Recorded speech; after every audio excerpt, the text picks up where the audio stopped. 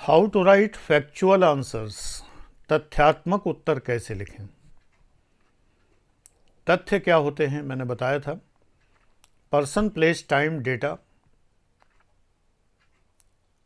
Events. जैसे कि धौलागढ़ के महाराजा हरि सिंह तृतीय ने एक नाग यज्ञ करवाया। इतिहास में ऐसे 32 नाग यज्ञों का वर्णन है। तो ये 4 हमें फैक्ट मिले। धौलागढ़ महाराजा हरि सिंह कौन से बताए थे हमने, जो भी थे, और नाग यज्ञ करवाया इवेंट, और ये 32वां या जो भी बताया था हमने, यूं ही नाम ले दिया, कोई हुआ थोड़ा ही, ऐसे ही कह रहे हैं। लेकिन ऐसे निकाला जाता है, फैक्ट्स को ऐसे निकाला जाता है। गवर्नमेंट ऑफ इंडिया एक्ट 1935, इसमें जितनी हमें घटनाएं मिले, जितने हमें व्यक्तियों के नाम मिले, जितने स्थानों के नाम मिले, वो सब इंपॉर्टेंट है। मॉर्ले मिंटो सुधारो में मॉर्ले भी इंपॉर्टेंट है, मिंटो भी इंपॉर्टेंट है। ये लोगों का पद क्या था ये भी इंपॉर्टेंट है। भारत सचिव क्या होता था या वायसराय क्या होते थे, ये भी इंपॉर्टेंट है। ये सब फैक्ट हैं। फैक्चुअल आंसर में ऐसे काम नहीं चलता, कभी भी नंबर कम मिलते हैं। कैसे आंसर में कम मिलते हैं नंबर, बताने जा रहा हूं। जैसे आपने लिख दिया कि 19वीं सदी में एक प्रसिद्ध महाराजा ने एक कानून अपनी जागीर में बनवाया था, अपने राज्य में बनवाया था, जिसके अनुसार स्त्रियों का सर ढक के चलना अनिवार्य था। अभी व्यर्थ का आंसर राइटिंग हो गया। न तो आपने ये बताया कौन सी रियासत, कौन सा राज्य, न महाराजा का नाम, न एग्जैक्ट ईयर। तीनों चीज़ आप खा गए। जब आप, याद रखिए, डेटा को खा जाएंगे तो एग्जामिनर भी पलट के आपके नंबर खा जाएगा। चीज़ ठीक है ना। एग्जामिनर की आदत होती है नंबर खाने की, बहुत नंबर खाऊ जीव होता है वो। तो उसके सामने तो नंबर खाऊ आपको बनना है। इंटरव्यू के समय मैंने ये तय किया था कि मुझे इंटरव्यू अपने पक्ष में ले जाना है। यानी जो इंटरव्यूअर्स हैं उनको मुझे उस तरह घुमाना है। हालांकि बड़े कठोर होते हैं इस मामले में, वो घूमते नहीं हैं जल्दी, लेकिन मैंने कोशिश की थी कि मैं उनको अपनी तरफ ले जाऊं और ऐसे शब्द बोलूं कि जिन शब्दों पर वो मुझे फिर प्रश्न करें, और वो प्रश्न मेरे तैयार हैं। जैसे एक इंटरव्यू में मैंने 3-4 इंटरव्यू दिए पीसीएस के, चारों में सफल हूँ। तो एक इंटरव्यू में मुझे याद है, शायद मध्य प्रदेश का था पीसीएस का, जिसमें वीडियो हुआ था मैं। तो उन्होंने पूछा था कि कुछ प्रश्न किया उन्होंने प्री हिस्टोरिक पीरियड पर, और मुझे गर्तावास याद थे अच्छे से, पिट होम्स, बुर्जा होम के बारे में पता था, और कई चीज़ों के बारे में पता था। तो मैंने घुमा फिरा के वो नाम ले दिए, और बाय द वे वो मेरे चाल में आ गए, और फिर उन्होंने वही प्रश्न पूछे जो मैं चाहता था, मेरे तैयार थे। यूपी पीसीएस वाले ज़्यादा घाघ थे, उन्होंने मुझे बिल्कुल घास नहीं डाली। मैंने बहुत कोशिश की कि मैं उन्हें घुमाऊं, लेकिन वो नहीं घूमे। असल में यूपी में एक नियम था, अब भी है, क्रॉस क्वेश्चन नहीं होता है। एक प्रश्न के बाद पूंछ पकड़ के दूसरा प्रश्न नहीं पूछा जाता है। हर प्रश्न इंडिपेंडेंट होता है। ऐसा नहीं होता है जैसे उन्होंने एक क्वेश्चन किया, आपने जवाब दिया, फिर आपके जवाब में से वो कोई चीज़ निकाल लें फिर आपसे प्रश्न पूछें, वो नहीं होता है। अच्छा, इंटरव्यू में फैक्चुअल क्वेश्चन कम पूछे जाते हैं, आंकड़ेबाजी नहीं पूछी जाती है, लेकिन कुछ आंकड़े हमेशा याद रहने चाहिए। देखिए, फैक्चुअल क्वेश्चंस अगर आपको मेंस में अच्छे लिखने हैं, इंटरव्यू में तो फैक्चुअल ज़्यादा नहीं आता है, लेकिन कभी कभी कुछ चीज़ें, फैक्ट आपको याद होने चाहिए। तो मैं आपको वो सूची बता रहा हूँ कि जो आपको हर हालत में याद रखने चाहिए, जो मेंस आंसर राइटिंग में आपके बहुत काम आएंगे। पहली बात तो जनगणना के आंकड़े जो लेटेस्ट हो। जैसे इस समय जो लेटेस्ट है जनगणना 2001 की, वो 2011 की, 21 में तो हुई नहीं। 2011 की जो सेंसस है उसके डेटा आपको सारे याद होने चाहिए। इसके अलावा 2011 की जो सेंसस है उसका जो प्रोजेक्टेड आंकड़े हैं, यानी बीच में एक बार आंकड़े निकलते हैं कि जो क्या होगा, मतलब ये फिगर 2021 की जनगणना में क्या होगी, प्रोजेक्ट करके निकाला जाता है। तो प्रोजेक्टेड आंकड़े भी पता होने चाहिए। इन आंकड़ों में generally child mortality, infant mortality, maternal mortality, शिशु मृत्यु दर, बाल मृत्यु दर, मातृ मृत्यु दर, साक्षरता, स्त्री पुरुष अनुपात जिसे सेक्स रेशियो कहते हैं, ये चीज़ें, साक्षरता दर में वृद्धि दर, स्त्री पुरुष अनुपात में वृद्धि या घटोत्तरी है, वो सब है। और HDI, विश्व में भारत का स्थान, ये सब वगैरह वगैरह जो भी हैं, ये आंकड़े आपको याद होने चाहिए, बिल्कुल याद होने चाहिए। फिर भारत के अंदर प्रदेशों के कि इस मामले में जैसे साक्षरता में सबसे ऊपर के 3 प्रदेश, सबसे नीचे के 3 प्रदेश, स्त्री पुरुष अनुपात में सबसे ऊपर के 3 प्रदेश, सबसे नीचे के 3 प्रदेश, केंद्र शासित प्रदेशों में सबसे ऊपर कौन है, सबसे नीचे कौन है, ऐसी चीज़ें भी याद होनी चाहिए। ये सब आंकड़े बने बनाए पके पकाए मिलते हैं। अगर आप जो है इकोनॉमिक्स की कोई गाइड बुक लेते हैं, टेक्स्ट बुक में नहीं मिलेंगे, गाइड बुक में मिलेंगे। टेक्स्ट बुक है मिश्रा एंड पुरी, दत्ता एंड सुंदरम, उमा कपिला। लेकिन अगर आप जो है लाल एंड लाल या रमेश सिंह की किताब पढ़ते हैं तो आपको ये आंकड़े बने बनाए तैयार रेडी मिल जाते हैं। प्रतियोगिता दर्पण का एक्स्ट्रा इश्यू पढ़ते हैं तो आपको ये बिल्कुल रेडी मिल जाते हैं। आपको खुद मेहनत नहीं करनी पड़ती, आपकी मेहनत वो कर लेते हैं। तो एक तो अर्थव्यवस्था के आंकड़े, दूसरे आंकड़े राज्यों से संबंधित हैं।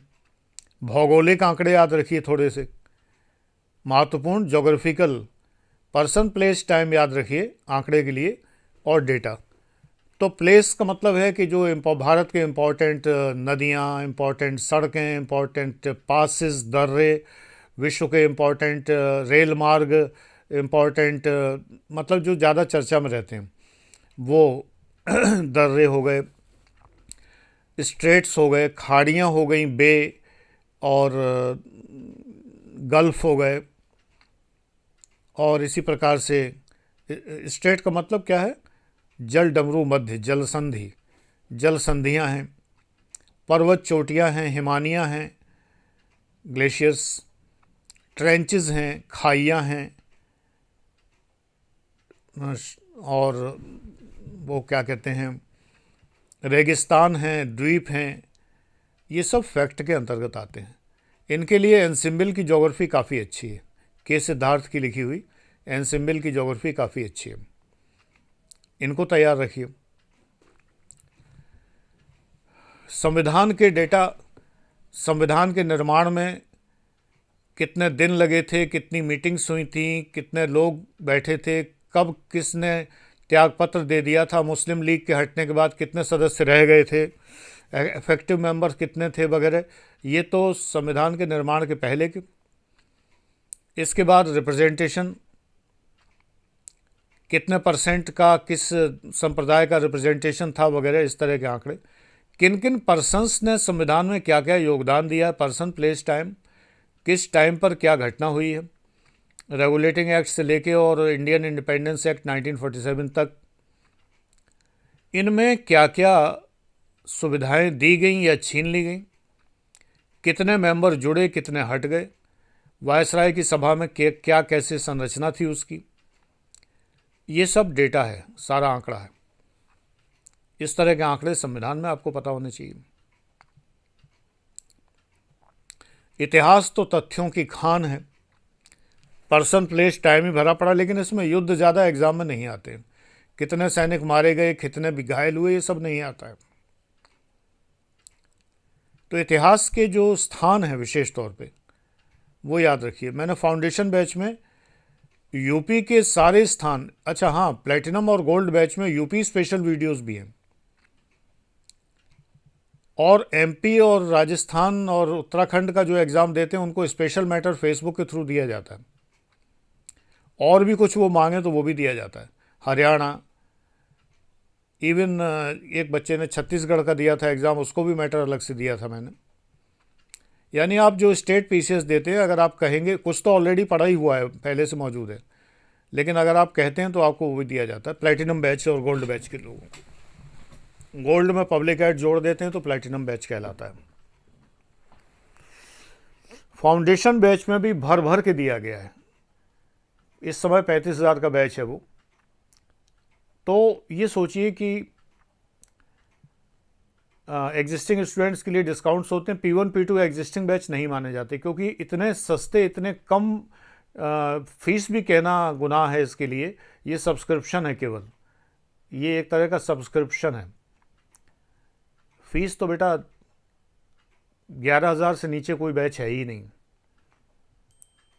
तो 1100 या 1900 फ़िलहाल कोई फ़ीस नहीं होती है, ये सब्सक्रिप्शन होता है। इसके आधार पे हज़ारों के डिस्काउंट नहीं मिल सकते हैं।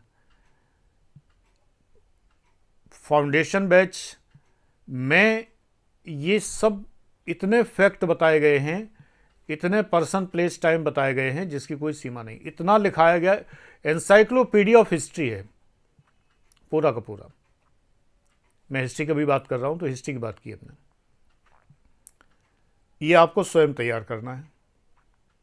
P1 बैच वालों को अपने आप तैयार करना है, क्योंकि इस बैच की सीमाएं हैं अपनी।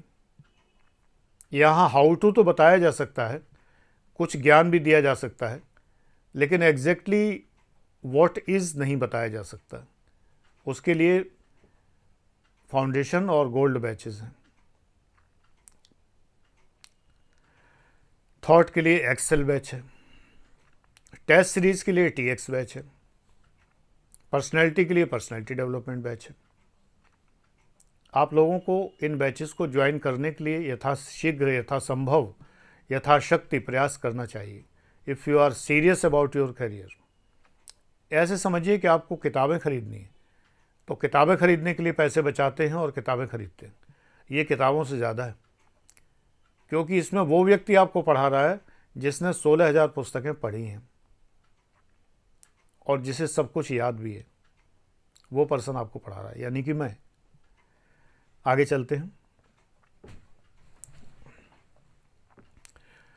फैक्चुअल आंसर राइटिंग में एक बात विशेष ध्यान देने की है कि आंकड़ों की भरमार न हो जाए। आंकड़ा विश्लेषण के तौर पर हो, आंकड़ा के तौर पर नहीं। Data should not be like a data, but it should be like a data interpretation. Interpretation क्या होता है? जब हम संबंध निकालते हैं, जब हम परसेंटेज निकालते हैं। जैसे जीडीपी के बारे में अगर हम एक टेबल बना दें कि वर्ष 2000 में जीडीपी इतनी थी, 2001 में इतनी, 2002 में, 2003 में, 2004 में, 2005 में, ऐसे करके बना दें मान लो। या अभी रिसेंट अगर बनाए तो 2015 में इतनी, 16 में, 17, 18, 19, 20, 21, 22 ऐसे करके बना दें। नहीं, हमें बताना एनालिसिस, राइज। जीडीपी इस दर से राइज कर रही है। इसमें एक फॉल 2021 में आया था जिसका कारण कोरोना था, ऐसे करके। ये फॉल कितना था? जैसे भारत की जनसंख्या ग्राफ बनता है तो एक साल उसके अंदर ऐसा है जिसमें जनसंख्या कम हुई है, तो उसका कारण क्या है ये आपको पढ़ना है। इस तरह से हमें अध्ययन करना होता है, तो इसको हम कहते हैं डेटा इंटरप्रिटेशन। भारत में उत्पादन जीडीपी से जुड़ा हुआ है, या दूसरे शब्दों में कहें तो जीडीपी उत्पादन से जुड़ी हुई है। उत्पादित वस्तुओं और सेवाओं का जो बाजार मूल्य है वही तो जीडीपी है। तो जीडीपी घटना बढ़ना इस बात का प्रतीक है कि उत्पादन घट बढ़ रहा है, ना कि सेल। तो सेल किससे पता लगेगी? जीएसटी कलेक्टेड जो है उससे पता लगेगी। जीएसटी कलेक्टेड के आंकड़े का जो राइज एंड फॉल है उसको देखिए, और जीडीपी का राइज एंड फॉल देखिए, मज़ा आ जाएगा। तब आप देखेंगे कितना ज़बरदस्त तारतम्य है, एकदम सितार के धुन पे चल रहा है सारा। इसे बजाओ तो वो तार भी बजने लगता है, ये ऊंचा नीचा हो रहा है तो वो भी ऊंचा नीचा होने लगता है। तो हमें ट्रेंड एनालिसिस करनी है। डेटा का जब हमें फैक्चुअल आंसर लिखना हो तो फैक्ट्स की ट्रेंड एनालिसिस करनी है, यानी कि ट्रेंड क्या रहा एनालिसिस करनी है। उस एनालिसिस को पढ़कर एग्जामिनर आपको उतने नंबर देता है जितने में आप सेलेक्ट होते हैं। कोरे कोरे आंकड़े अगर आपने लिख दिए तो कुछ नहीं होने वाला। बिल्कुल कुछ नहीं, नाम मात्र के लिए कुछ नहीं। इन बातों को ध्यान रखिए। God bless you.